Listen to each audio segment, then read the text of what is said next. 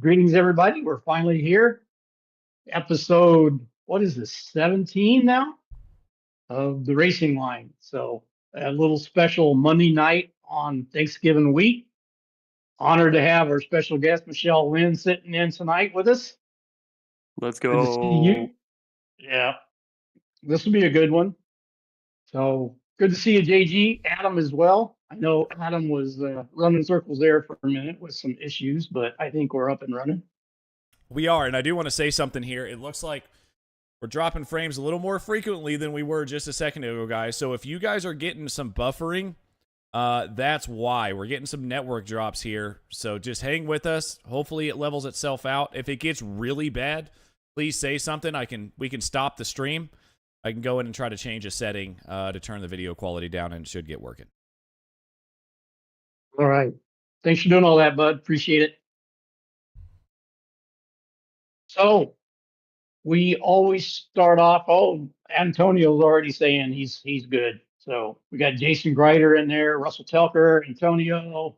Good to see everybody in the chat. Ready to start some highlights, some reviews? Let's kick it off. All right. I think we're going to have a similar race today as Jason Green. Looks like he is off. The race is on, Ron. Phil Special. Green grabs the green flag's down, the drivers are on their way, and it's going to be Green leading them off into turn number one. Look at Vertulo trying to get moved on Sam Chapman, heading off because I wasn't there, Stevie, that's why. He wants to challenge his championship rival. He doesn't want another repeat. Yeah, I mean, when you were practicing with us, you definitely showed a lot of pace there. Okay, all right, Jason, low blow, buddy. Green still leading it over Chapman and PT. Yeah, this track was a lot of fun. Very difficult to pass. At the moment, I think Jim Brewster may have gotten a piece of that as well. And running wide nearly into the gravel trap, heading down. Yeah, and it was one of the weeks, one of the rare weeks I had a Saturday off, so I got to play with you guys too. Trying to go for the dive, heading down the inside of turn number 9. They're going to be side by side on corner exits. Going back up the hill, look at Tulo. He may get involved in this fight as well. Yeah, it looks like we have a pretty good front pack of racing here. We've already had a bunch of side-by-side. Really nice move from Chapman into that corner there. There's so much room on the inside and the outside to play around here, and I think we're going to have a lot of that today, Ron. A lot of side-by-side, a lot of kind of figuring out. I think it was dive in here. It was a dive over there, and it looks like we're going 3 wide here almost. It was super drafty, but it wasn't drafty enough to have some good overtakes. That was the issue. The second, there goes Jimbo. Yep, that's what happened on lap 1. Yeah, Jim bounced it to second, blew up the motor. But looking at some side-by-side fighting with Chapman and Tulo, heading through into turn number 11 right now. Hey, Antonio, what's up, Zippy? Yes, I am Zippy, having pit row package again. Russell. Jason Grider, Guido, my God, there's a lot of people in here. Antonio, what's up, guys? Leading in the Spec 2 category is currently Andrew Love. As we're going to take a look at a replay to see the moment involving Russell Talbot that's taking him out. He's getting bullied by both Dan and Brian. Let's go back here. I believe it was Jason. And then Russ getting caught up in it. Keep your eye on the Spider-Man car. Saw somebody just a little spin here, I believe. There's Brian on the edge of the track, and then Dan's alongside. So got a little bit of help there on the outside, and then unfortunately Spider-Man goes around. Jason and Russ has nowhere to go. Wheelie there off into the distance. So world has probably been to before. Atlanta Motor, actually, I'll say had a good turnout. What we have, like 30? Side-by-side fighting with Tulo and Chapman heading down in through turn number 6 right now. This was such an intense race. Every single lap we were battling. You can see how close we were together as well. Outside of this downhill, very fast section of turn number 8, he's going to put himself on the ragged edge of control, hanging himself out to dry nearly. But Tulo, he's starting to get a bit more aggressive now. Side by side, that is a beautiful saving up a beautiful exit coming out you turn have number there, 9, buddy. He's going to be stuck on the outside line, heading through 10. Now again on the outside line through turn number 11. Unless you stick it strong through there, you're not going to be feeling good about your chances of getting that overtake done.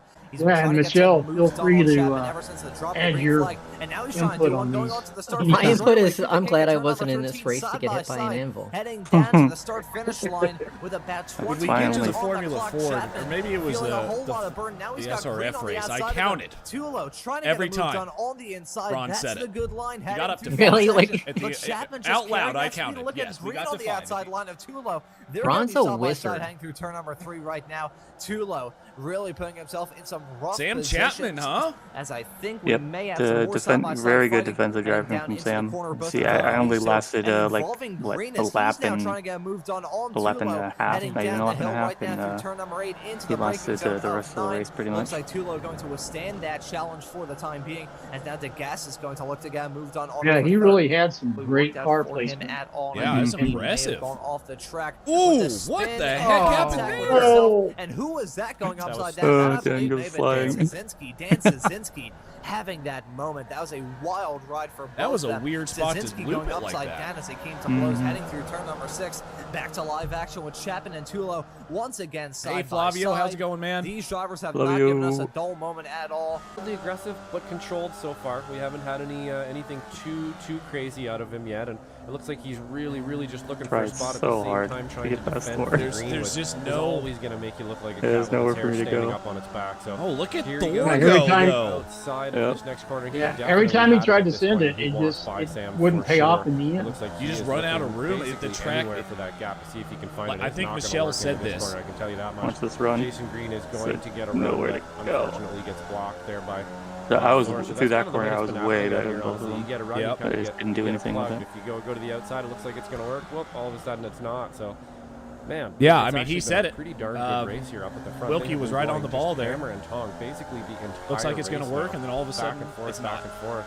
Yep. As we look like we had a lap car get out of the way there smartly and let these guys continue racing. We really don't want this to be. I thought Thor was going to spin here. Oh, yeah, Back he out of was it. rotating Yep. for sure. So I got a terrible exit. So I just defend from Alan. No, but it looks like you backed off a little bit. Just by watching Give them some room. On board that was not the fastest lap these three cars didn't want to murder them, I know that. They're about to find out. Yeah, they were braking really early into that corner, so I had to brake even earlier to try to get around. Gas is trying to wheel it as they go 3 wide in the back with Heemskerk, Marzuki, I believe. Yeah, Tam, the song there was pretty wicked on these drivers haven't been overtaking each other left, right, and center. And look I up think passing in the there's dictionary, then space look to up racing in the dictionary. They're 2 different words with 2 different definitions. Oh, no! Green and Tulo coming to blows, coming out of turn number 4. Tulo's going off the circuit. That's going to be a heartbreaker for the driver of the number 90 car, as it is absolute pandemonium here. That seventh spin to has second. kicked this pack off. Look at Jesus Rodriguez coming in, trying to get some moves done. Always. He's now battling for a When you guys podium checked up a position. little This is bit, he just had a incredible run for Jesus and just went Rodriguez. He came out of right around in this pack. Sam Chapman, I think he's going to be checking out. What is that movie, Stevie? Talladega Nights. That's what it is. When you just no, not Talladega Nights. Days of Thunder. You go where the cars are and just hit the gas. Absolutely. It looks like he just found a sneaky little line on the outside. Everybody kind of got boxed up here. And there he goes. I'll take it on the outside then. Russ Telker saying JG2 just taking people out on the outside. So brutal, Russ. Brutal. Coming in there it is. Eventually, it looks like Jason Green is going to make a comeback here, or at least attempt one around the outside. We know this isn't going to work into T1 though. Yeah, as we see those drivers winning margin is pretty big in this one, just actually. about line Stern. There's going to be a fantastic point save for yeah, Sam. a terrible one for Tulo, but Sam Chapman, the Aussie, after Thor and I got together, he heading into that qualifying session earlier on. Sam, that was a great show. Puts on a incredible defensive drive. Who got it? Oh, Guido just barely got pipped by Jason. Season looking at a side-by-side fight for the Spec 2 win. Yeah, you can't really get somebody by the line. Just the other draft, they have to really screw up the corner. But yeah, congrats to Ken as well. Absolutely. It's 2 wins in a row for him. Real quick here before we go through these results, Guido Arzuki here in the chat, and I hope we don't drop frames as I'm saying this. I am surprised. We all know you're Italian at this point. The fact that you know the difference between Talladega Nights and Days of Thunder tells me that there is a little bit of American in there somewhere, Guido, even if you want to deny it. That's all I'm going to say. But yeah, Sam Chapman, obviously from watching this, he had the defensive line the whole time. I mean, he knew what he was doing. And I keep looking over to this screen because this is where the camera is, so I apologize. But yeah, Sam, and then Ken Poulin, again, up there in Spec 2. He's starting to show up here at the end of the season, guys. Yep. Yeah, I just had 2 really good races back-to-back. And yeah, apologies again to Thor. We've already talked about it, but yeah, just wanted to apologize. It's kind of definitely not intentional on my part to get into the back of him. Thought he was going to be able to save it, but yeah. I saw what he replied to you though after you apologized in Discord, saying that like the fact that was like your thumbnail for the video made it all okay. Yep. Green car bad. Oh, I mean, that's the one thing before we go to the next video, Stevie, we say this all the time. Like the camaraderie between everybody, it doesn't really matter unless it's egregious. Nobody really ever gets it. We just move on to the next week. So sometimes it takes a little bit, take a breath, back away, and see what really happened, and then everybody's good. Yep. Hey, we got Josh in here as well. What's up, Wilkie? Hey, speaking of Wilkie, we're about to watch Wilkie coming up here. On to the FFs. Right, get things up and rolling from the 11th race of this season. It's going to be Ian Joyner and Julian Ditchburn, 2 rain masters, going to be occupying that front row. Started off with some light rain at the beginning of the race. Class championships, and they have doesn't look it, but it's light rain right now. Green flags at the drivers are on their way. Kane Lasky already blinking in, have existence, the invisibility practice was like that, and then we go into qualifying, and you had semi-clear skies. I thought, okay, we've got a dry track, and get on the track, and trying to remain in pieces. I think there may have been off-track moment a little bit farther in the back. Stevie Ray getting connected there with Jeff Jacobson, some aerial acrobatics very early on into this race moment, involving Gonzaga side by side with Wilkie, and then Julian Ditchburn going off the track. nearly giving those two the jump scare of a lifetime as it was sideways. Looks like he was going to come back on that the track, rubberized line, things will get super sketchy. And speaking of sketchy, Jorge Gonzaga is back here in an absolute fight for his life. I think he got able to save it, there goes Brad Cathcart around. I watched this one live, and I still get excited about this stuff. Then it hit the paint and just goes spinning around like a top. So that section, it's god damned if you do. And although we didn't have Adam driving with us, we you said it. Ooh, as Kevin Adrian, you can see the puddles there. Kevin might lose it. I was worried about that. And it does go around, like you said. There is no good line. If you're on the line, there's puddles there, and you're on the rubber. So damned if you do, damned if you don't is exactly how I would have put it. James Barry and Daniel Tufts, though, are really locked downhill here for into third those place. corners. British drivers running third and fourth as it stands at the moment, battling for that final podium spot. The real question is who's going to prevail. Maybe trying to sneak a wheel around the outside into 3 and 4. You had to go across the racing line, going off the track. Look out! He's got to be really risky there. The paint, getting anywhere near the painted lines on the outside of the racetrack, especially in wet conditions like this. Antonio Reese said, I think we missed one. Ron said vaporized track. Not doing too hot. Not so much alive on the track, and he's getting swamped up. There's Jeff Jacobson, and that was the incident going into turn 5, I believe. Maybe in the not-too-distant future between these two. Grider going a little bit deep hang down into turn number 12 a couple of moments ago. Not as deep as Daniel Varone, who we nearly saw go. There he goes. They're going around. Synchronized spinning between those two heading into turn number 14. It was so dramatic. My lisp that I had at this point in time. Oh, I think there may have been a moment a couple of moments ago. Look at this pandemonium here. Tufts losing out on a lot of time. He's now falling into the clutches of Ken Lasky, Julian Ditchburn, and Barry. Look at that massive pack battling for the final 2 spots and all the positions left in the top 5 outside of Joyner, who's just entirely checked out in this race. Look at that absolute hornet's nest. Ditchburn trying to get moved on Lasky side by side, hang off into turn number 1. Looking at that, well done from Ditchburn to slip his way up into 3rd. Carl, let's take a look at the replay to see what happened to him. Deep into the corner, hits the paint, and just spins around like a top. That's great avoidance. Weather racing I've ever saw. Don't mind me, but the weather conditions kind of made that just an absolute afternoon of torment for a lot of Kevin these races. Adrian As we nearly see a bump and a run from Kevin Adrian on a George Gonzaga heading off through turn number 14. They're going to be side by side, hang down the start finish straightaway, all through the braking zone. The way he was taking these lines, man, I was like, he's going to spin because the weight going into turn 5, every lap, it was just deeper and deeper into the corner. With Adrian heading down this back straightaway. The thing is, if he did spin, he spun twice.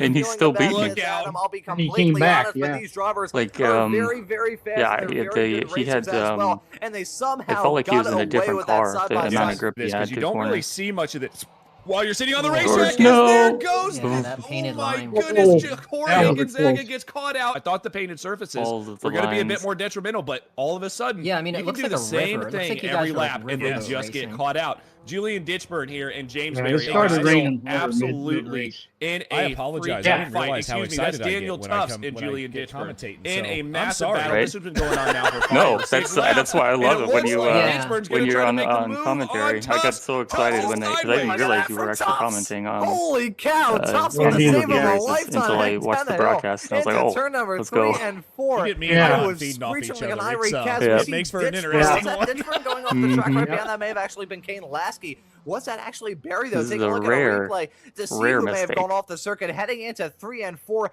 Barry in the 100. He's kind of damned if you do, damned if you don't. Driving through the spray, going off the track there, and going for a spin. That's going to take that line. Kane Lasky. That was a go a little wide and slide up that white line, and then the connection issues that he's having. Did he just come down pit lane yet again? Trying to see. Yes, he has come down pit lane yet again. Oh, your enthusiasm and Ron's, the way you guys do it, that's what sets you guys apart.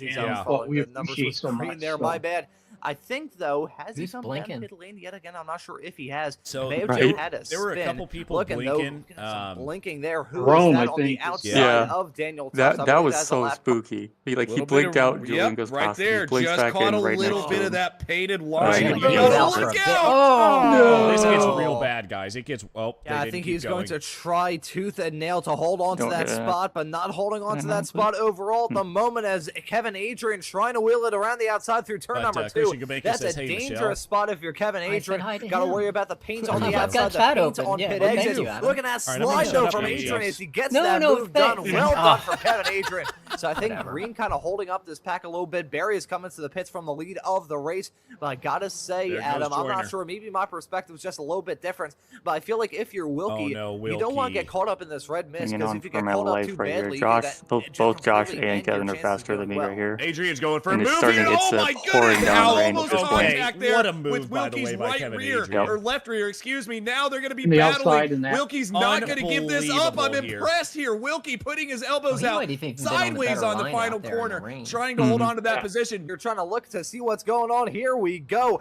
Green and Yeah. Adrian covered by You barely you an can't ear. do Wilkie shit dropping here. back. He went forward. This is absolute madness. Heading Yeah, down my, the straightaway off into 3 and 4. My I'm setup curious was if Kevin Adrian is way going to really risk it and aggressive. try and He get is. the He move thought done. about Look it. I didn't even him, see this so at close. the time, by the That way. was I was near not looking in disaster my mirror at between the two all. of them. That Hang was down into scary. 3 and 4. Oh, my Yeah. goodness. What a line So I go, didn't see how Adrian. close he got. He's been But experimenting yeah, with move after my move, setup works line really after well on line. a less So this wet is a track battle and of not titans at here, all on really. this If you track. ever Right? ask the question, what When it happens started when pouring down unmovable rain. Goodness, force meets an Adrian. immovable object? We've got these two Adrian sideways, slideways coming out of turn number 8.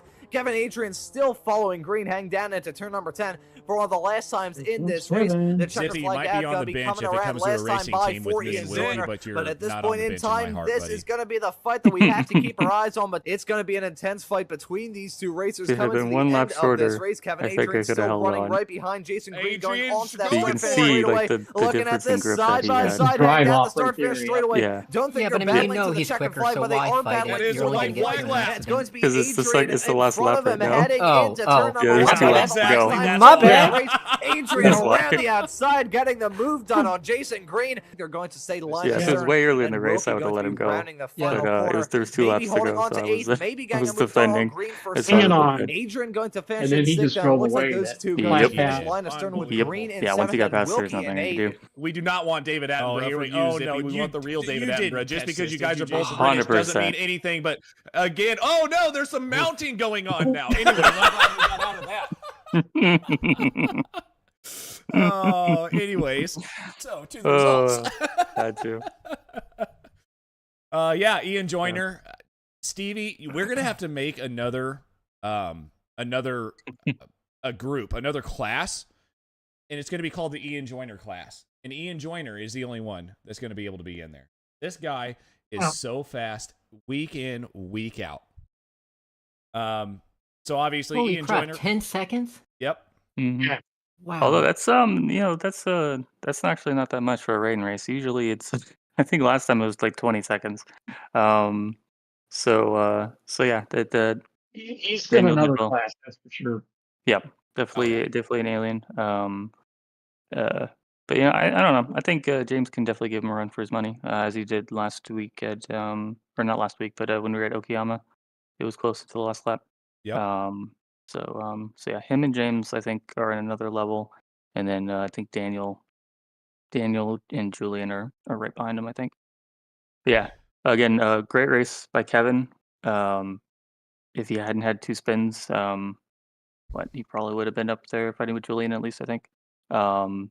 So yeah, that's I didn't realize until after the race he had 2 spins and he still beat me barely, but Yeah, he'd have definitely been on the podium. Yeah. No, great. I mean, Kevin, I mentioned it during the broadcast, and if you ever watch these back, man, whatever you do in the rain, keep doing it, man, because it makes for a lot of fun on the broadcast. But yeah, it's insane. I mean, Kevin Verstappen out there basically at this point.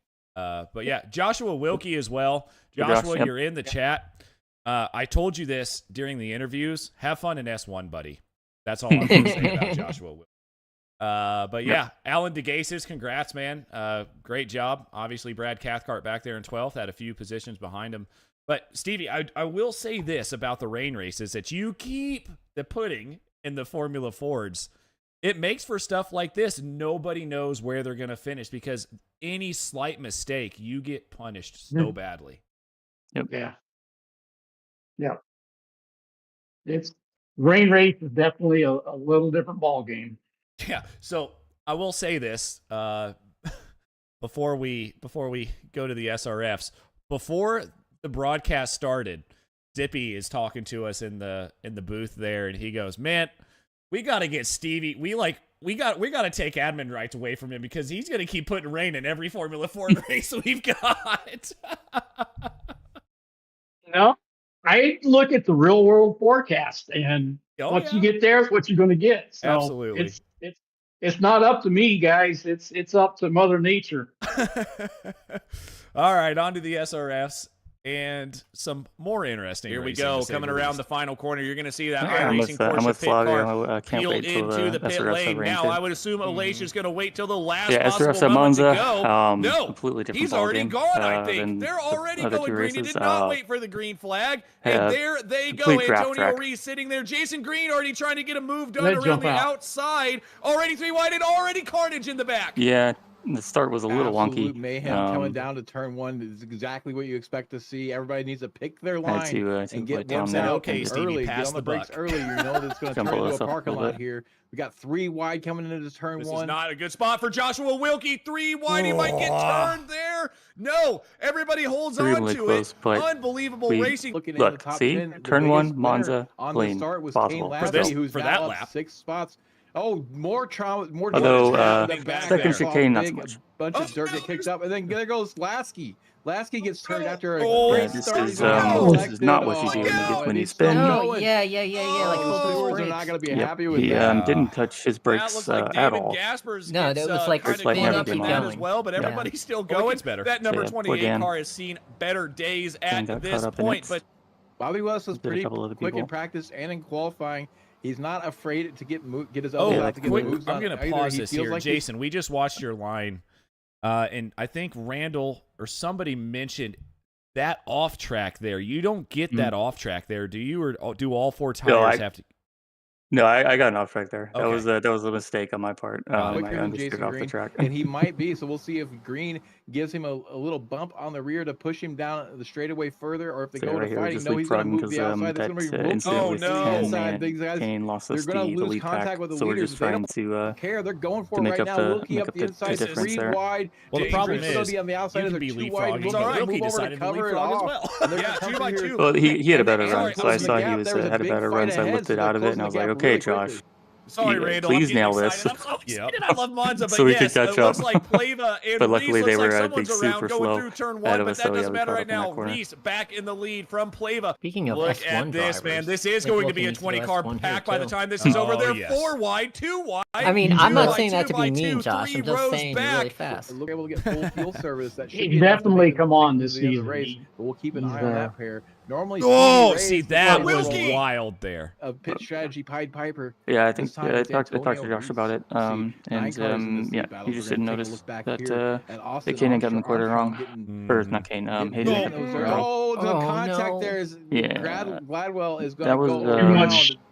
Bump drafting going a little bit too much there. You can't see it from that angle, but Tom also was trying to back out of that. He's just got to hang out, but it looks like Gasper's going to be thinking about something here. Nope, he is now up into 9th place, decides to make that move on Dorelli and still moving, but let's look at the front. Looks like I was going to say Josh is up there. Wilkie decided to finally play nice. He's just hanging out in line. He may know he's got a little bit of damage as well, just trying to get it to the pit lane. And since then, he's really upped his game and just kind of left those guys. Somebody else in the background is off. We got a couple cars all off of the there. Marco chaos. Pinero is going to have another Gaspers as well. Or David. There were three separate incidents happens here. We're watching David Gaspers right now. He's on the inside. Pinero one, just there's turns one in behind. on him. I think and then Flavio Pinero just pushes him out. So this is there's one car in between Yorgmani, well, 2 cars technically, in between Yorgmani and that Masters win. So he's going to try to dispatch here Paulo Brime. I figured he would. Now, does Paulo give him the room? The question is, does Paulo try to go to the inside here? This is a dangerous move. Mm-hmm. 3 wide into Parabolica. This will not work out. They need to get it at least 2 wide, and that's what's going to happen. Adam Bradshaw is going to tuck it on the inside. Not a huge amount. So Antonio Reese not doing a lot of fuel saving. Antonio pitted so early. Well, he pitted early, and he only took 10 seconds of fuel. Win this race. Yeah, I mean, about the same. Yeah, he pitted before the pit window was open, so he took all the fuel he could. But yeah, he pitted on like lap 4, I think, and the window opened at like lap 7. For grabs for Bobby West. What I figured. Yeah. That just gave the win. It actually opened to lap 6 for me because we were going so slow and I was saving so much fuel. Oh my goodness. Yep. This that is the just battle gave for the Wilkie S2 back win the here S2 between lead. Josh and So Paolo. Wilkie back in the S2 lead. Paolo We're going had to see some 3 issues, more SRFs coming into this fight turn one. because Green right now is You doing went through everything that he's got to do turn to one a get to the couple back of times play. in a But row. Halliburton has now passed Reese because Reese is in the pit lane. One move. I He am might be running trying to make for my another one life, here on Bobby West, but but they Bobby started West to sucking up to the cooperate back of into the Jason battle, Green. and What's they going to caught me. happen here? Is West going to go to the inside? He is going into turn 1, 2x2, final lap. It looks like Wilkie's going to get that done, and Kinzer I was also on 9X here. Going to have the so this 1-4X I would have got in that drive you through, want so to I see had with 2 to laps play ago. super Wilkie safe. playing it very, very smooth here, trying to get to Brime. Brime's off the track. Probably, That yeah. might be a slowdown for Paolo Brime. Yeah, he must defend Ascari here, and he needs to come out of the Ascari with the lead, and then he needs to defend the white line all the way over to the right. He's not going to have the lead of that group coming out of Ascari. He's going to be third in line, so that's going to put Bobby West up there with his step. You say I on the did bottom like of the podium. That puts Sergio Dorelli in a good position. Bobby West needs to defend that white line. He needs to be all the way over and not give a sniff of the inside, and that's not what he's doing. Here comes Dorelli. He's going to move. This was unbelievable. He's going to have the inside line. He's going to and Wilkie, look out though, because Kinzer's not done yet. Kinzer's absolutely not done yet. We're going to see how they go. We'll see it. It's so easy to do something like that, or we'll see in a second another one. And I'm guilty of it too. I've done it so many times. Inside, not going to have enough on the momentum last there. lap Kinzer going to cover him off, and it looks like Dorelli's going to come home third. We got a drag race for fourth, 3 wide. And it looks like Bobby West. That was right just now, Wilkie and Brime in a battle for the Spec 2 win. Going into the final corner. Oh, and, Josh. No, Wilkie gets it wrong in Parabolica. So easily done. Back. Adam you always think you can break really late for that corner until you break slightly too late, and then you're just done for going to it. come out with the Masters win. Paulo Bram going to come out with the Spec 2 win. What a fight here at the end of the race. We're going to see they're 3 wide. Wilkie's going to jut ahead. The back end just come out. The back end washes just a little bit. That's all it took. Correct for some oversteer, overcorrects, and it's out into the watching it live at the time, you thought that somebody had touched, and then watching it back, you could tell.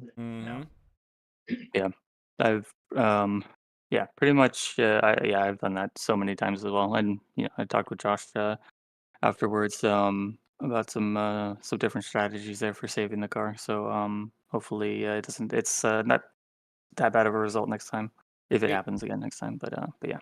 Real quick, we've got. He didn't know he was racing. I was going to say, yeah, we've got Wilkie here in the chat saying he didn't know he was racing for first. That doesn't help your case at all, man. Like, I can understand if you know you're racing for first here, Wilkie, but you're not. You didn't even think you were racing for first, and you still got it wrong, buddy. Come on, be better. I know you're better than that, Josh. Well, he knew he was racing a particular driver, and he really wanted to beat that particular driver.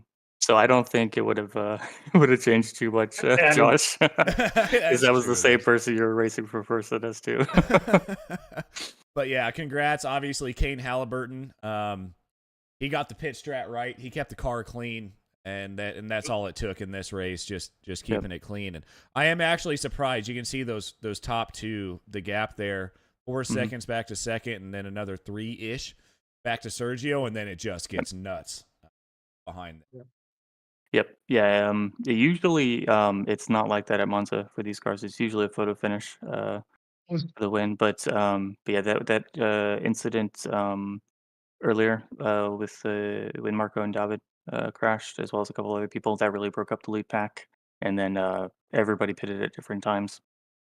And one of the guys that started from the back. No, he started around where I did, I think. So I think Jorgmani and David Gaspers both started from the back in this. And man, I thought David Andre did. Stevie, you did as well. Yes, you did.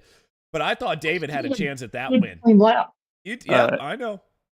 It wasn't really my intention to do it, but that's the way it played out. Well, yeah, Andrea Favini. Go ahead. Sorry, Jason.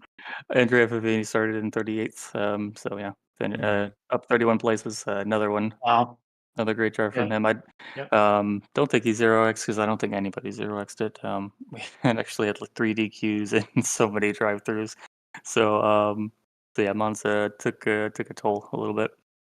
Yeah, absolutely. But no, I mean, great. It always makes for a great broadcast, and every week. is a great broadcast. But everybody, pants back on.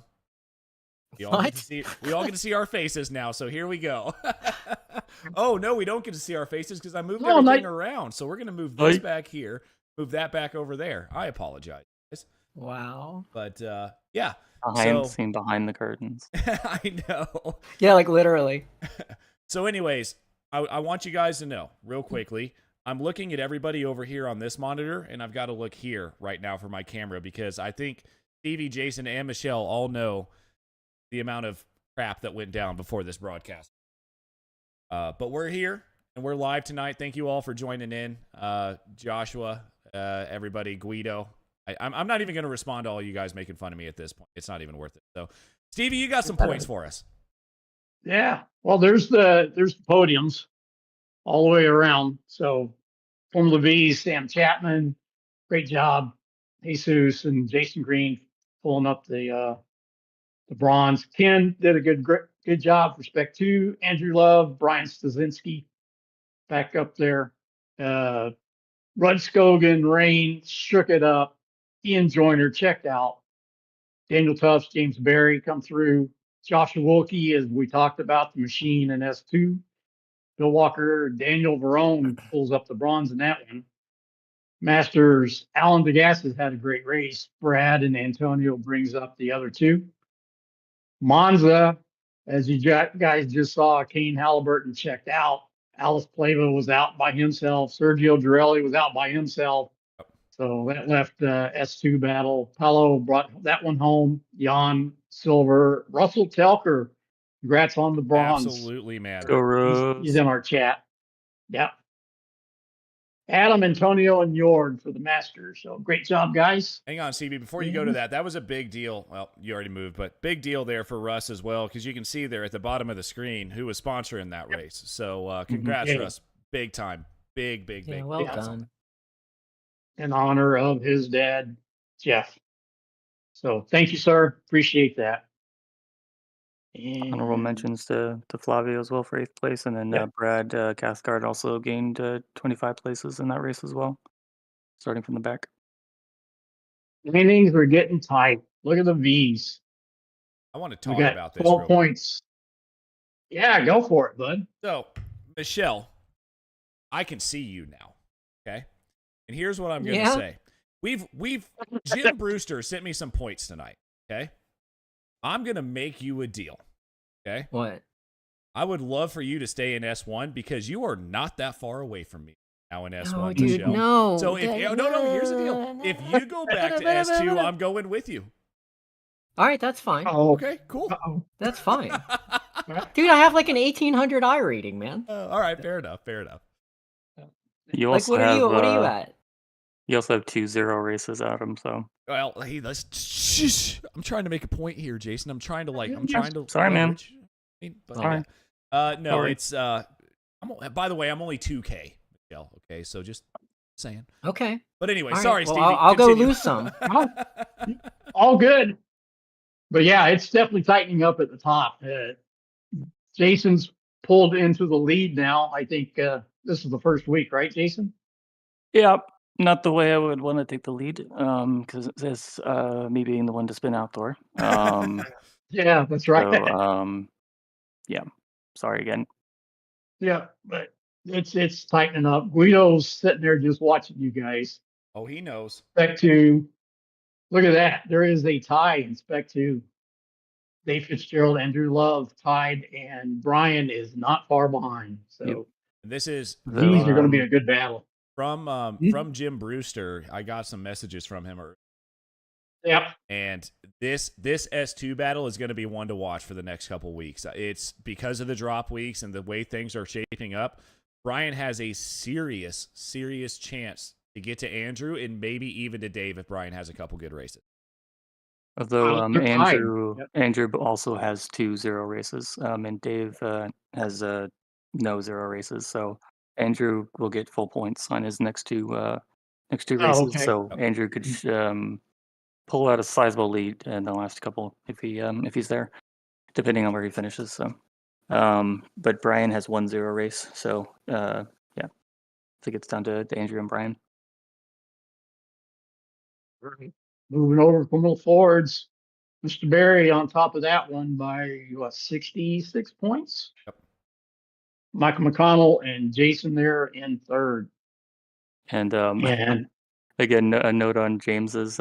He also has 2 0 races. Yes. Oh. So that lead is going to be massive by the end of the season after the last 2 races. So if he can make them, yeah, he's going to get full points. Like you say in the last 2 races. Yep. You guys won't. Yep. Also, huge shout out to Michael McConnell. He's been having a fantastic season so far. He also has 1 0 race. Quiet. Very quiet, yeah, but just always quietly, but like super consistent. He's been having so he has 1 0 race, but his next lowest points finish has been 70 points. Yeah, which is crazy, absolutely crazy. Yep. So yeah, Michael.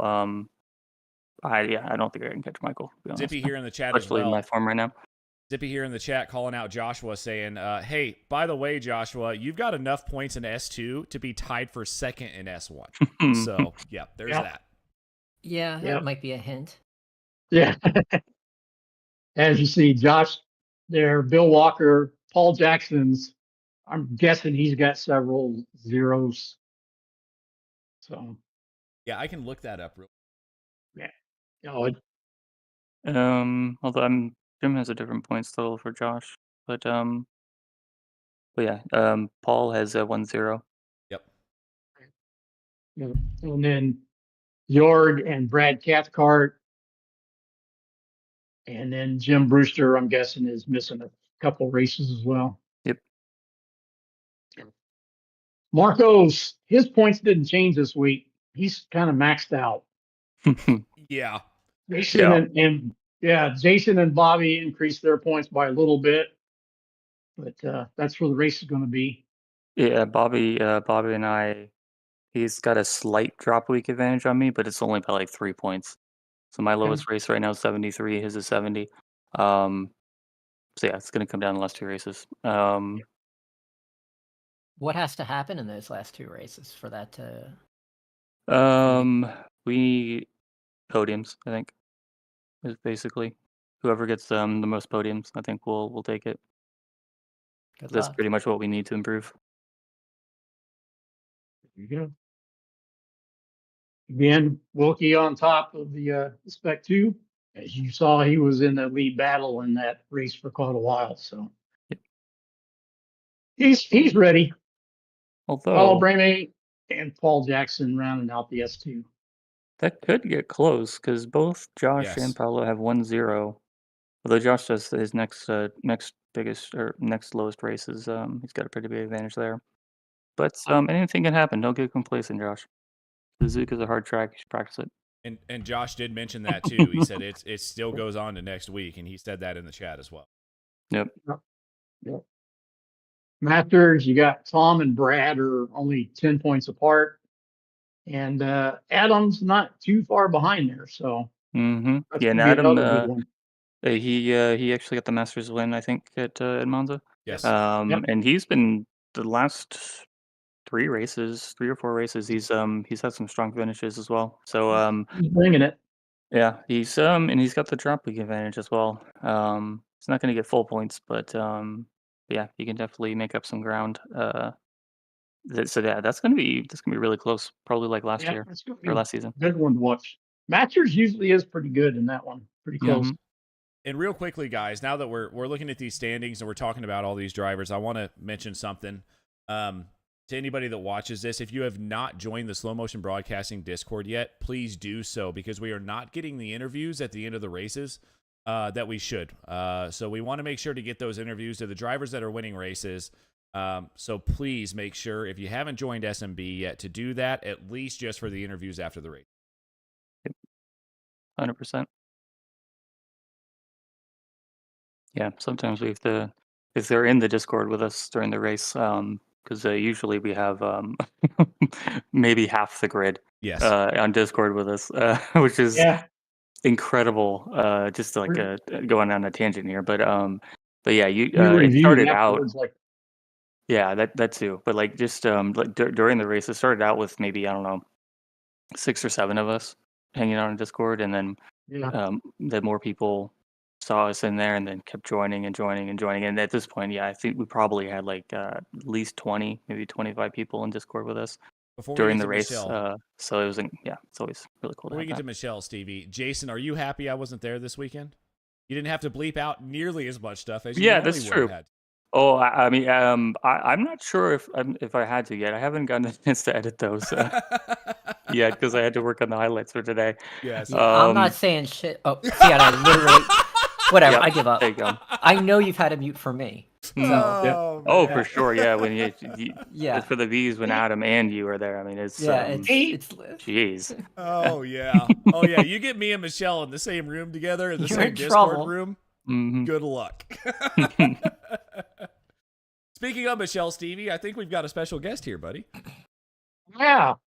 Appreciate you joining us tonight, Michele. Great to have you. Thanks for having me. Have a chance for everybody to get to know you a little bit better.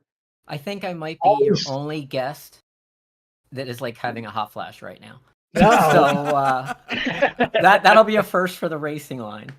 Yeah, I'm like melting. But go ahead. Sorry. No, you're good. Always like to start these out with finding out, how did you get into sim racing? Where did it start? What got you into it? I should have prepared because you do ask that, and but I think I'd have to start with like being 8 years old and watching Formula One with my father, like, because he instilled like this kind of love for motorsports in me. But then I've also always just been like a gaming nerd. So I'm trying to think like some of the first games I drove, and Wookie's in here, and I know we shared a little bit about that before, but I think like Test Drive, like on a very old like 2086, whatever the hell, 286 PC, like a really old one, and that was terrible. I mean, it was cool, but it was also terrible. And and then like Papyrus put out an Indy 500 or Indianapolis, I forget, but like that was like actually pretty cool. It was like real time, and you could try to do a whole race, although like there's no way you could survive it. I think that's the one that Darren was talking about last week. It was, because I remember when he was talking about these, I'm like, holy shit. Yeah, we were all sitting here in chat, and Michele was just freaking out when Darren started bringing up all these old games. I mean, I'm old, so like I've played a lot of video games. No, you're not. Okay, it is nice to not be the oldest one for once. So yeah, thank you, Stevie. And then I've tried a whole bunch of racing games like over the years. I had a game called World Circuit that was like maybe Micro Prose. Yeah. And I used to use it with like, okay, I've got to ask like the Air Force guys here this question, but like I think I was using like flight controls for it, but it was the kind where it was like almost like a Formula wheel. Yeah. Like, and then it had pedals with it, but I would use one for the gas and one for the brake, and I did World Circuit with that. And I mean, it was fun, but it's not, it's a game. And then like go forward a lot of years, I did like Gran Turismo on a PlayStation 2. Eventually got, I forget what Xbox I have. It's like the white one. But that one I got Forza Motorsport 7 on. That was like the first like quote unquote game that actually was like, holy shit. Like years of racing actually is going to help this. And like it was cool because like the car would actually react somewhat realistically. You could play with the setup and it actually kind of made sense. And I eventually got a Logitech G920 for Forza Motorsports on the Xbox, but that sucked. Like I was like genuinely faster on a little controller than I was on the steering wheel. So I kind of gave up on that really quick, shoved it back in a box. But I think the real thing, and really to answer the question, you asked sim racing. Sim racing is this. I was definitely playing the Xbox over the pandemic. I had seen, people like Jimmy Broadbent like playing, some like really cool sims. so I knew they existed, but then over the pandemic, they were having races. Hang on, like Michele. Hang on. Sorry, Stevie. I can see you messing with you right now. Yep, just leave it right there. Don't touch it. It will come back. The lights are on. I know you can't hear anything in here, but give it 1 second. So your microphone is now working. Oh, no, it's not. Uh-oh. Is it? No, it's not. All right. Guys, we will be right back. Okay.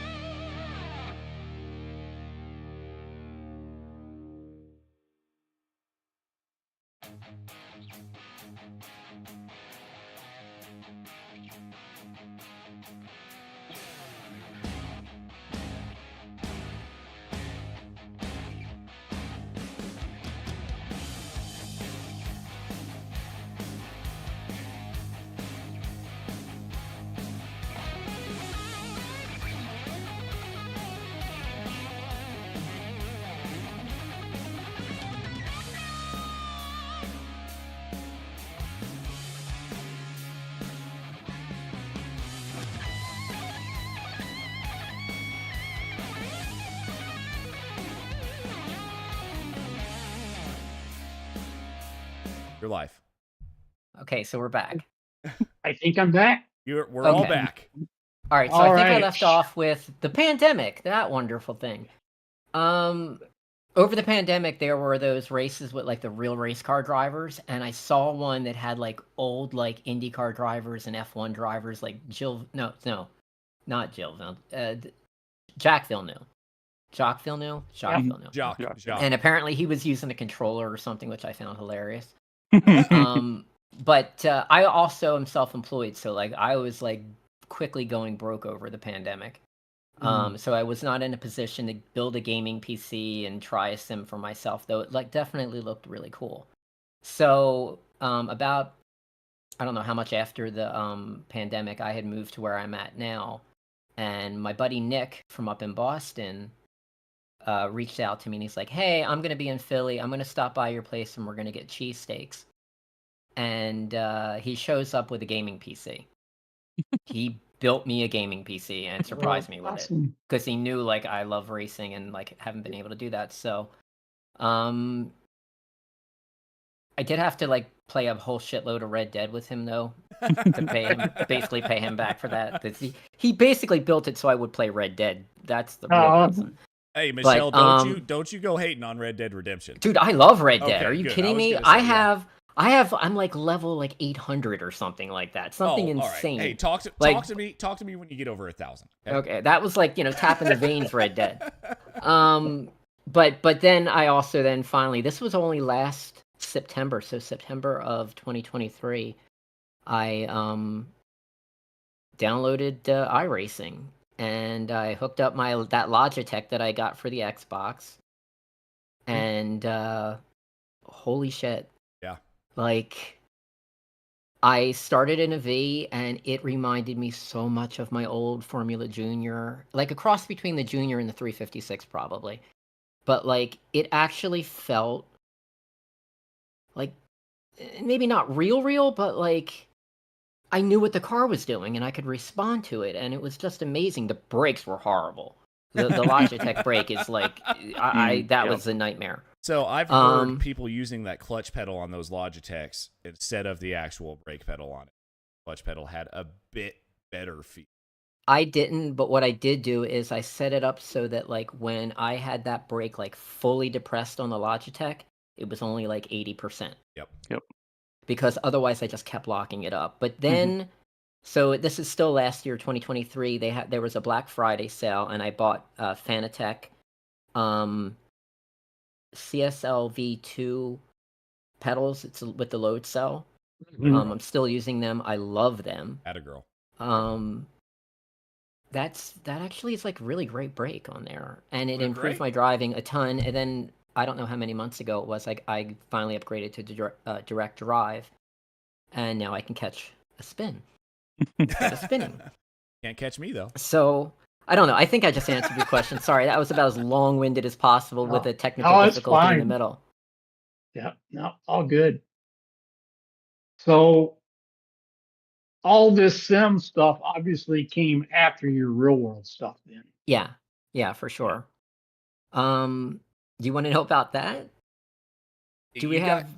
We've got some pictures of that, so you can tell me what you want. Where should I look? I have a brief question while we're on the subject of iRacing. Did you know that there was a V in iRacing before you started it? And if not, how hyped were you when you found out that iRacing had a V? I feel like I did, because it was like, so I should backtrack. When I bought Forza 7 for the Xbox, I technically bought an Xbox so I could play Forza 7 because they had Lime Rock.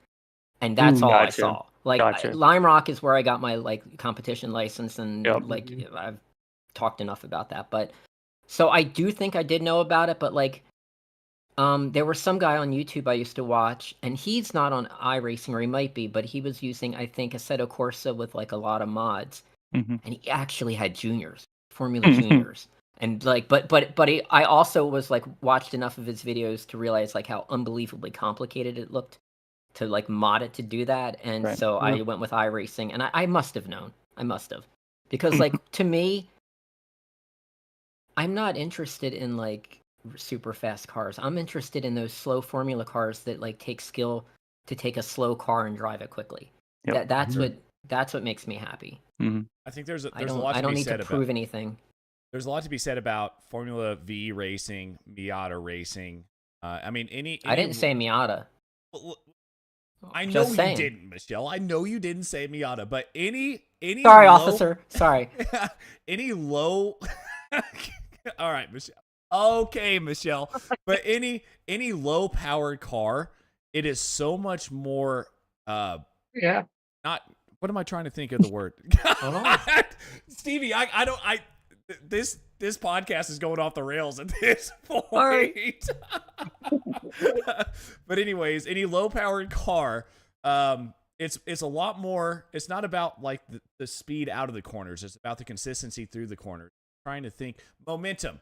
It's a lot more momentum based than most cars on iRacing. When the second you get out, yes. I don't know if you're like squinting to see my mustache. No, right now, no. I was squinting because I was looking at chat. Oh, okay. Just making sure. I'm behaving. I swear. But all of the momentum driven cars are so much more complex than people think they are, and a lot of people don't like running them, which is why I'm glad to see, at least in this season, we have a lot more drivers in the Formula Vs, and I think people are starting to realize how much fun these cars can be. It takes a lot of skill, be able to brake a little earlier than you would in a GT3 or a Formula Ford or something like that, where you can just power out the corners. Well, maybe not brake, but lift. You know what I'm trying to say. Okay, that's better. Yeah, it's a lot of momentum. You know what? I'm just so happy that I'm in a room with you, Adam. I don't mean to pick on you, okay? Oh, no, you do mean to pick on me, Michele. But I do. That's neither here nor there. Bit. All right, whatever. Michele, what's the picture that we should bring up? Oh, okay. So where should I look? It's going to be on his live stream. Yep. All right. So if we're going to look at videos, Stevie. No, we don't know. The videos that'll be last. So I think the first picture would be the go-kart or the car. That one's on you. I've got it. Go-kart. There we go. All right. So I'm gonna try to make this as quick as possible because it's a long friggin' story. My dad got me interested at 8, and then when I was I want to say around 10, my dad was a welder at the time, and he did work for a client, and he got a go-kart out of it. And it was a 3.5 horsepower Briggs & Stratton lawnmower engine. But as a kid, I drove that thing in circles on our front yard to the point that we had berms. It was dirt. That's why I can dirt track, because I spent my childhood with the ass out on that go-kart. Not as good as me. But I will say this: my parents would not let me race. Same. And but at least they weren't telling you that it was because of women don't race cars. Oof. So I had to wait till I was 21, and when I was 21, I actually did C-Stock SCCA autocross in a little white Miata, which was the first generation Miata, the A. I don't remember the names of those things. But I had Bilstein shocks on and an exhaust, K&N air filter, and that was all you were allowed to do. But it wasn't for me. I have nothing against autocrossing. I think if people do that, that's awesome. But I didn't want to stand around all day for 2 minutes of driving. I'm sorry. It's just, that wasn't it. So I got into karting. And that was not easy, because back in the day there really wasn't an internet when I got into karting. I just picked up old karting magazines, picked up whatever I could find, and I found a guy who built engines, and so I started in a 5 horsepower Briggs & Stratton kart that ran on alcohol, on a really old chassis that was a flexi flyer. That didn't last long, and then I moved up pretty quickly to the one that's there in the picture, although it looks kind of tiny. And that was 125cc Comer 2-cycle. It was pretty quick. And then after that, I went to it was a KT100 Yamaha, but it was Formula Y, which is direct drive, which is interesting, which means you warm up your motor on a stand, you put it down, you get in, someone pushes you, because it's direct drive. There's no clutch. If you're moving, you're running. If you stop, the engine's dead. And that was fun, because those were 90 mile an hour karts. The only thing is I broke many ribs. Holy crap. The G's that you pull in a kart, it's insane. So I did that for a few years. Went to Skippy Barber at Lime Rock in Connecticut. Did a 3-day school, got my license.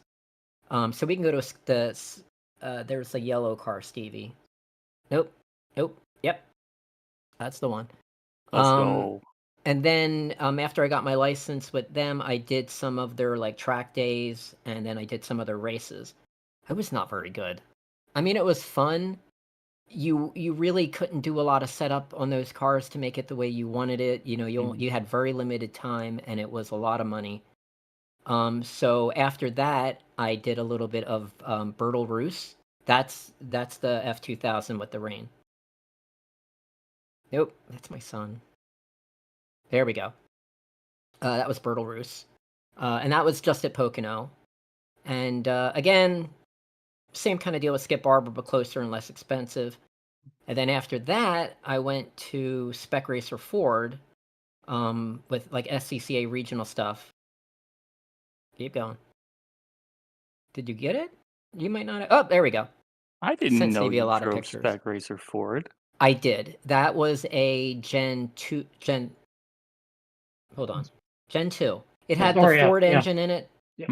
Yeah. It was after the Renault. Yeah. So I only did 5 races. So I only did a handful of races in those. And I very quickly realized, like, I don't want to sound like a wuss, but like it was too competitive. Like these people were out for freaking blood. Yeah. And that was not for me. Like I love racing, but like that was not for me. So I actually then that was like basically 10 years to that point. And then I kind of found my family. And for me, that was vintage racing. There's an old 356 that I wasted way too much money building. There we go. That was up at Mount Equinox in Vermont doing a hill climb that scared the living crap out of me. Because I'm terrified of heights. When I got that car, it was a complete wreck. We did a full restore on it. My thought was, hey, I can like build this vintage race car and also have like a car to drive on Sundays, just something fun, right? No, it doesn't work that way. That car drove like crap on the street. It was like practically undrivable. It was like rock hard suspension. The engine was like very high up in the rev range. We got any power. So I raced that car for a year. I did not like it, sadly. It was beautiful, but I did not like driving it. It was too much weight. I come from like a karting and like Formula car background. Tin tops are not for me. But that car taught me a valuable lesson, which applies now for iRacing, and that is setting up that suspension, which is not too dissimilar from a Formula V, except the rear end of that did not have like a Z-bar or a zero roll rear end. But I learned a lot. I learned how to drive a car and steer it with the throttle, because that car you just kind of pointed it, then you steered with your foot. But then after that car, I got ultimately what worked out to be like my dream car. Stevie, that's the blue with silver stripe Elva. Yep, go back. That was my baby. I loved that car so much. It was a 1959 Elva 100 Series Formula Junior, and it was like built around me. Like I had the port seat, the pedals had been moved so I could reach them. I'm only like 5'3", a little under 5'4". I'm pretty small. My mechanic could not get in the car after he did that, so he had his assistant would have to do it. But I love that car. I raced that car more years than anything else I ran. I ran the Pittsburgh Vintage Grand Prix, which is that is, Lime Rock, Summit Point, VIR, New Hampshire, like you name it, I ran that place, or I ran that car. That car tried to kill me. But that car also, the thing about vintage racing is certain cars have like really cool history. The original owner of that car was Rob Walker, as in like Johnny Walker, like that family. Augie Pabst was its first driver, as in like Pabst Blue Ribbon, because like back then, that was 1959. It was like a rich man sport. Sure. But it had a really cool history. And then I'm gonna get confused on years, so I maybe won't use years. We were pushing that car, and this is a car again from 1959. Formula Juniors were never built to be strong. They were built to be, very light. And that car weighed 850 pounds and had about 120 horsepower on little skinny tires. That's a lot. That's incredible. Drum brakes, although like a V, you didn't really use the brakes that much. But it would be fun to complain about how bad your brakes were. All right, but now we get to go to that video from Pocono, Adam. Okay, Michele, I need you to hang with me here. As you know, we've had some technical difficulties getting in. Yes, officer. So, so what I'm going to do real quickly here, I'm going to have to pull up your video, and I'm going to need the chat, hopefully, to let me know. I'm going to have to do some things here in OBS to get this video to work. The one thing that we found out, by the way, in chat, and Stevie and Jason know, we can't share videos on Riverside because it is super duper laggy. So we're going to have to figure out exactly. Okay. I mean, do you think you can do it? If not, I mean, you don't have to show it. Oh no, we'll show it for you, Michele. I'll do anything. We need to wrong look one. for sure. Okay, so this is the wrong one, Wrong but you one. guys can at least see it, right? Yeah. All right, so here's the deal. I'm gonna try to put some audio. Do you want audio, or do you just want the video? Video is fine if you can't get the audio to work. Yeah. Let me try one thing here for the audio, and we'll see if we can get the audio working. Jason Green, if you know anything about OBS, you can help me out here. Application audio capture probably. Is it the very top one? Yeah. And then name it whatever. Okay. Window. Yeah. Yep, this is it. All right, we're gonna try it. Okay, but that's not the right video again. Yep. Okay, I got it. So we'll pull up this next one first. That's the one. All right, so this is the one here. Let me pause it and unmute it. See if everybody can hear this. Because I know I can't, so I'm going to have to... I know I can't, but it's okay. This is a visual thing anyway. So what you guys are going to hear, it might come through twice, but don't mind me. Before you hit play, though, let me at least tell people what to look for. Absolutely. But and honestly, although it did sound amazing, that car, they are missing out. But we can post a link or something. All right, here we go. So we should have audio on this, but there's going to be a bit of echo here, guys, with Michele and Jason and Stevie talking. So just hang with us until we get through this. Now,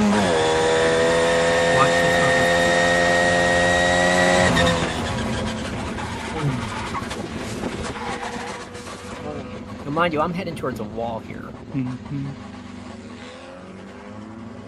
But I got it under control and even pulled it up behind the wrecker. So yeah, wow, terrifying.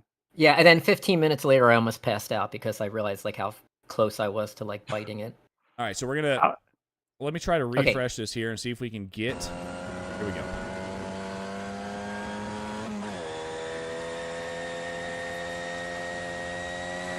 It's kind of weird. It was the inside tire that. Yeah, that was gonna be my question. Yeah, I think it was as soon as I hit the brakes, it was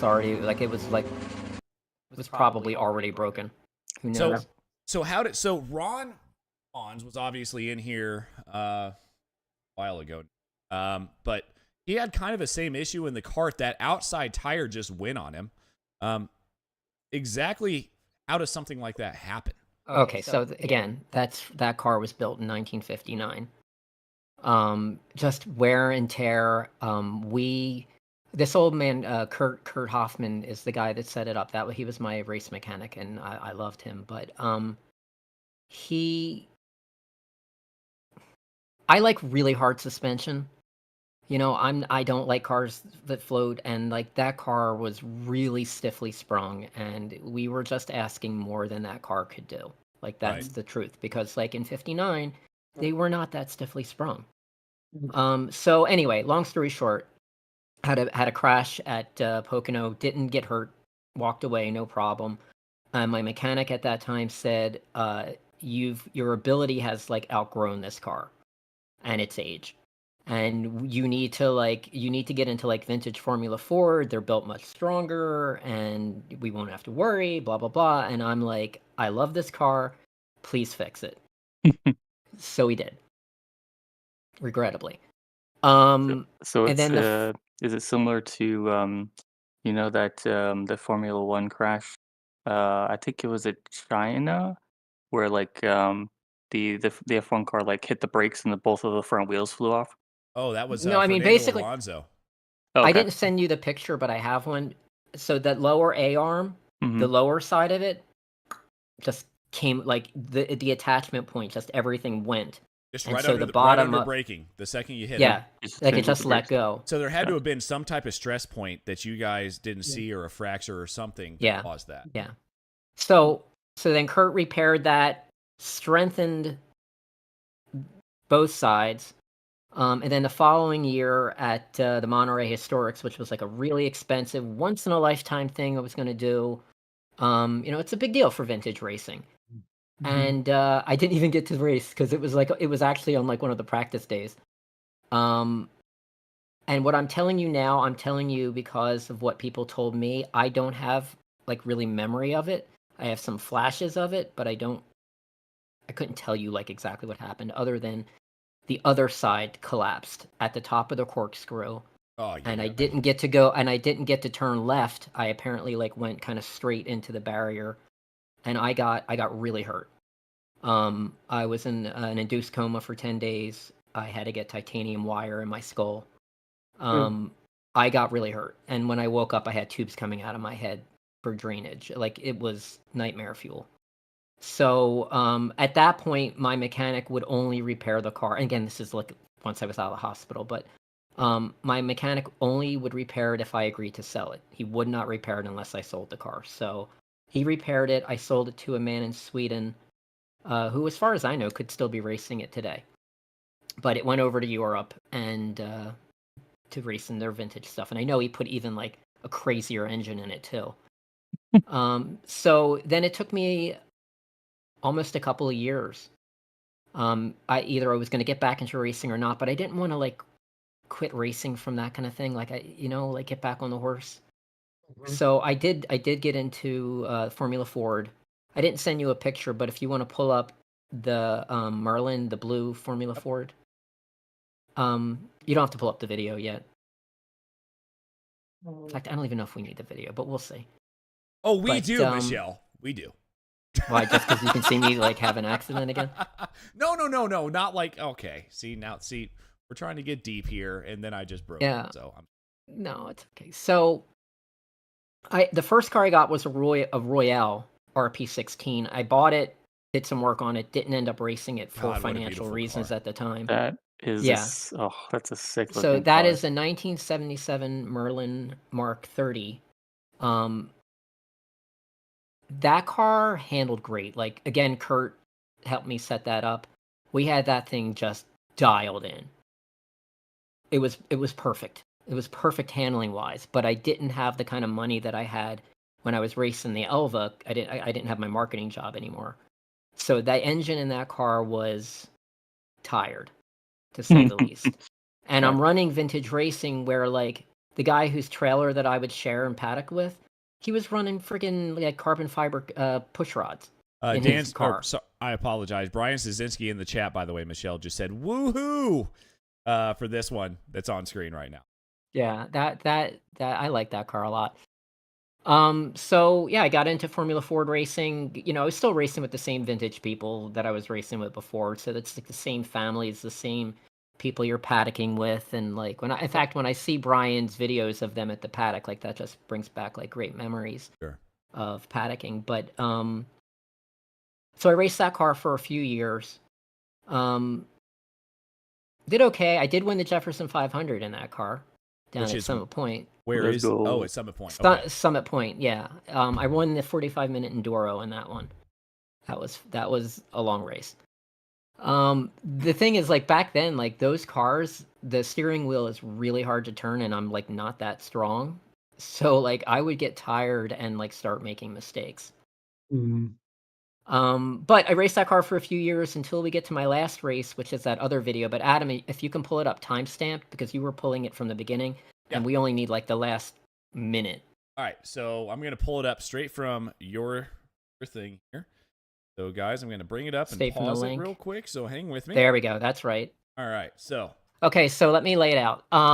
That was the New Hampshire Vintage Celebration, and my last race.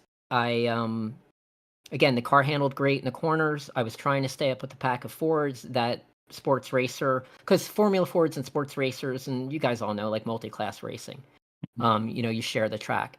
The sports racers are much faster on the straights, not so quick in the turns, and I could not get by him. And I got the red mist, and I dive bombed him going into the outfield section, and after that race, I just kind of was like, you know what, this is stupid. Like, I've already gotten hurt really, really badly. I don't need it to happen again. I did get a probation for the move for this. But that was just my last race. I decided to hang it up. But we can, we'll play that and then I'll tell you the rest because we're almost done. All right. So, and Michele, real quickly, I do want to say that before we move on with this, I'm glad to see, I think a lot of people, at least me, would like to see. That red mist that you still have, even in iRacing, what it takes to be a race car driver, right? You've got to have some type of fire. You have to have passion. No, I want to drive more like Jason Green and be calm, cool, and collected, and not like let my emotions. Listen, I've heard Jason Green get pissed off. Okay, he's calmer than I am. How's that? All right, so we're all going to shut up, or we're going to watch the video here. Okay. The audio is terrible on this because it was a very old GoPro.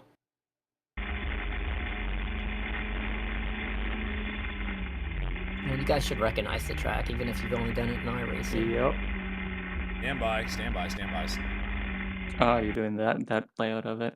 We are not getting audio here, so give me 1 second. Yeah, I think you muted too. So we're gonna delete one. Guys, I'm trying to do this on the fly. Click on the window where it says window. Right here? Like no, above. It says window Chrome exe. No. So click on audio application audio, and then above it. Look, go, Jason. JG1 is saying audio works for us. Really? Okay. Yeah, audio keep going then.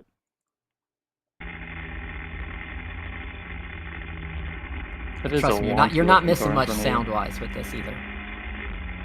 It's an Elva. What? In front of me? Yeah, an old Elva, I think.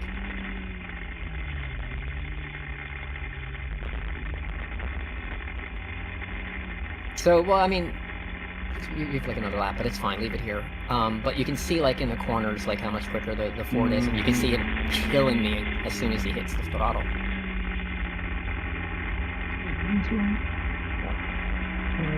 Not in this section, Michele. No, I didn't drive like quite an idiot when I was actually like trying not to die. I know I can tell you wanted to though. Oh my god, I was getting so angry. And that's the problem. Because like you can see the Fords ahead are getting away from me. Yep. And I'm not racing him. He's not in my class. Like, let me by.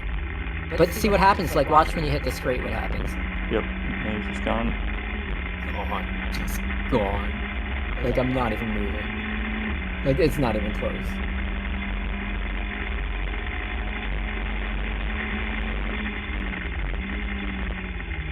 Yeah, it's very similar to... It's coming up.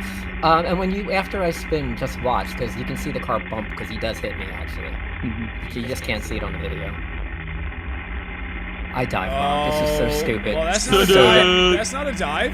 Oh, no, it is. It is. Coming up. Look how far ahead he is. Oh, you dove. That part, yeah.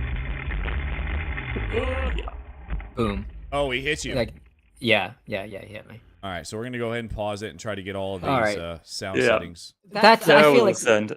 Yeah. All right. I think it's this one. Hey, Jimmy Broadbent. Yeah, we're gonna just. Oh no, what have I done?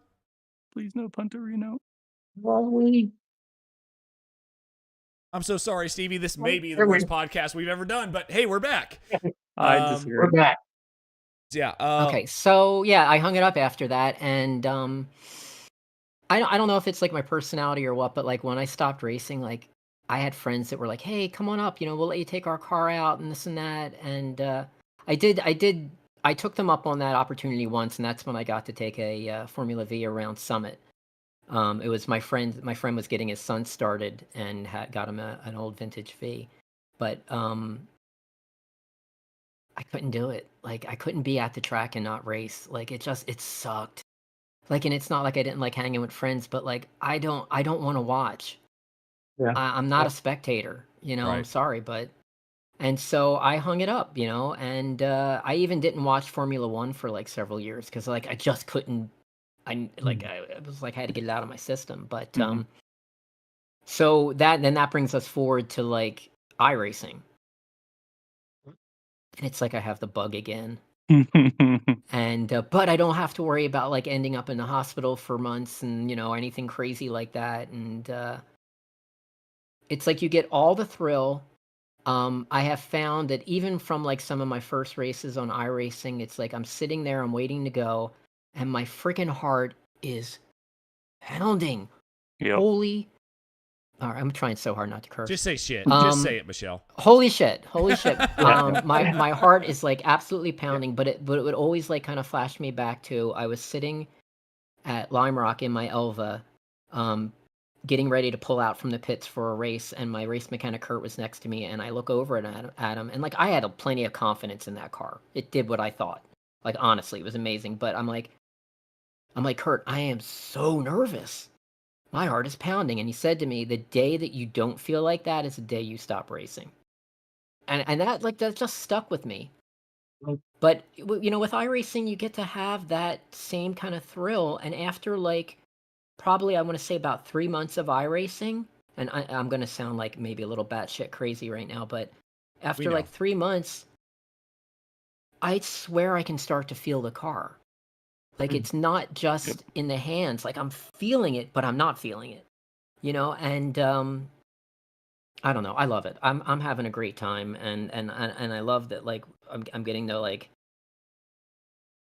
I know the V is an Auto Formula Junior, obviously, but it drives so much like it. It's like I'm getting to Also, I should mention that like when I was really racing, like I do not have that money. Like it is not an inexpensive sport. Join the club at all. That last accident there, like because I was deemed faulty in that, like I had to pay for some repairs. Oof. Yeah. Not. Anyway, so that was my real racing. Stevie, I know we've run super duper late, but I have a lot of questions to ask Michele, and I mean if. It's up to you, man. It's totally up to you. We got still 11 people in the chat. By the way, I will say, before we continue, Stevie, this is the most views we've had on a live stream since we've started this broadcast. Yeah, it's Thanks for bringing them in, Michele. Yeah, absolutely. And that's a lead in and what she was saying to the social thing, because I know you mentioned the paddocking and the racing, and yeah, it's like I got my virtual paddock now. Yeah, exactly. Yeah. I grew up as a kid in the paddock, and then I did some racing, and that's as big a part almost as the actual racing that your experience for the whole weekend with everybody. Oh my god, it's like so much fun. Like I remember like my kids would like roll down the big giant hill at Lime Rock, build castles in the mud. Yeah. But like it is. It's like a whole family thing. Yeah. Here, not so much when you start out and just doing officials and really don't know what's going on in iRacing, but when you get into the leagues, you find family. Oh my god, how did I leave this part out? Okay, so I started in iRacing and did some I did one season in where I was actually trying to do officials and things like that, and I think I ended up I don't know, I did pretty well in my region. But then I saw a video of Megan's actually. And I cannot believe I almost didn't say this, because if Megan watches this later, I want to give her credit because, I would not have even knew who the hell you guys were if it wasn't for her. I started watching her videos and she credited the league, and then I joined the league. But if it wasn't for her, I would not have found my new virtual family, or my new virtual paddock. So yeah, shout out to Megan for doing that. And actually, during the week between seasons, week 14, I guess it is in this case, the week of the runoffs, on Saturday, I'm having a race at the Nordschleife for the Formula V's, and Megan is going to be doing it with us. Oh my goodness. Let's go. So I think I'll post more information in Discord later about it, but I'm just really happy to have Megan for a race, and that'll be a lot of fun. So a couple things here, Stevie. Zippy, I'm sorry. In case you couldn't tell, I'm not going to be able to produce the race tonight, or for the week 13 runoffs. So totally glad to commentate, but I'm having some serious computer issues. Probably not going to happen on the producing side. Want me to commentate? Totally fine. But Michele, I have one question for you. Been burning at me all night, and I have to ask it, right? So, yes, officer. Will you stop it? Will you stop it, Michele? When you shave your mustache, I will stop it. Okay? It's gonna go away in November before my wife divorces me. Okay. But anyways, excellent. So moving on. Oh yes. So you brought up, the the incidents you got in and kind of worried. And you've told me on more than one occasion, why don't you get into racing? Like, you got the skill. You got the skill. Okay. This is the wait. No. Before you ask this, I want to just say this. You know what's because coming. We've had this. I did tell you to get into racing, but then when I heard that you have a baby on the way, I think I told you not to get into racing. Right. So what would you say? My daughter Aspen, obviously I'm a huge racing fan. I'll watch any type of racing. What would you say for somebody like my daughter coming up? And this was the second part of that question. You mentioned women in racing back in the day when you first started. Is it easier now? Are they still going to have the same path? I mean, so what's probably. How do you go about trying to get somebody right now, my daughter, which will probably be my only, to be honest, into racing? Number one, although my dad did definitely got me like into like motorsports, and I used to love like hanging in the garage with him when he was like working on cars and things like that. It, like, genuinely made me happy. Like, it was so cool. But that attitude of like, you can't do this, and then when I finally did, and there were things like powder puff leagues, right? You know, which F that. But that's not really, I don't think that's the atmosphere anymore, because like now it's awesome. Like, I see a lot of, I mean, it could be a lot better, but I see a lot of young women racing. They have that F1 Academy with oh God, what is her name? I'm blanking now. Susie Wolf. No, the daughter of Just like that. Oh my God, he just passed away. He drove rally cars. He did a lot of like stunt videos. He was Hoonigan. Ken Block. Ken Block's daughter, Leah. Leah is Block, doing the F1 Academy. Yep. So I think that there's definitely like better ways to get into it now. You have the internet, so there's like, it's like things I think that, I mean, like, I didn't have the skill to be a pro, so that's one thing. But like, at least you can like get into like, you can go SCCA racing.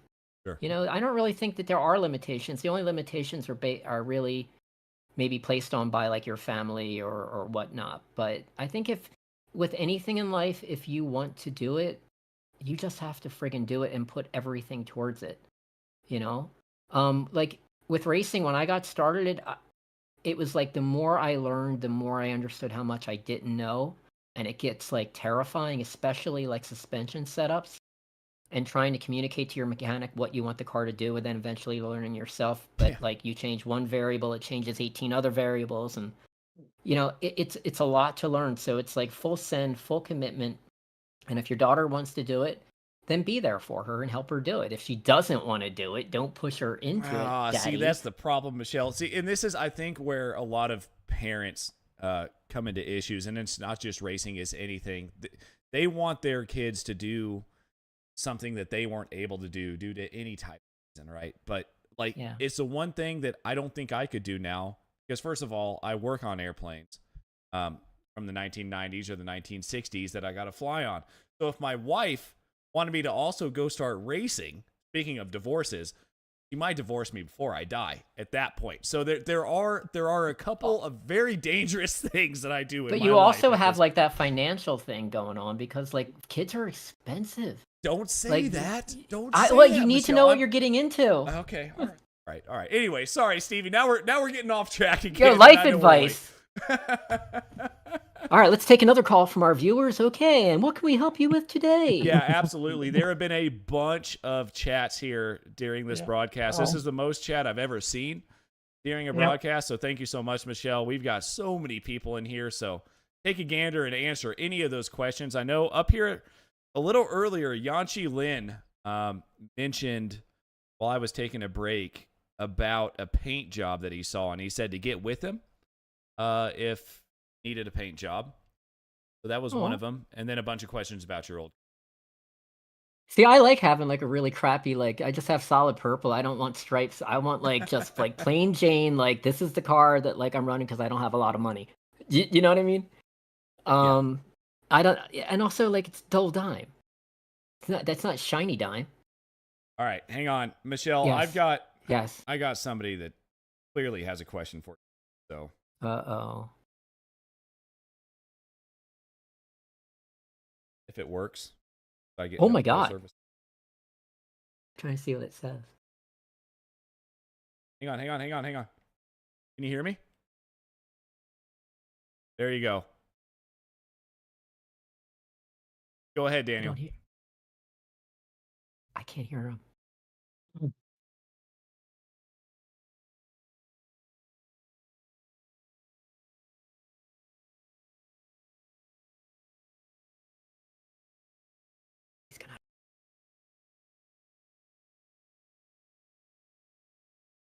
If you had to drive another car in iRacing, Michele, that wasn't a Weekend Warriors car, what would you drive? Daniel, I'm going to let you go now. If that wasn't a Formula V? Yep. Like, okay, we're not supporting the Formula V anymore, so you can either quit iRacing or drive something else.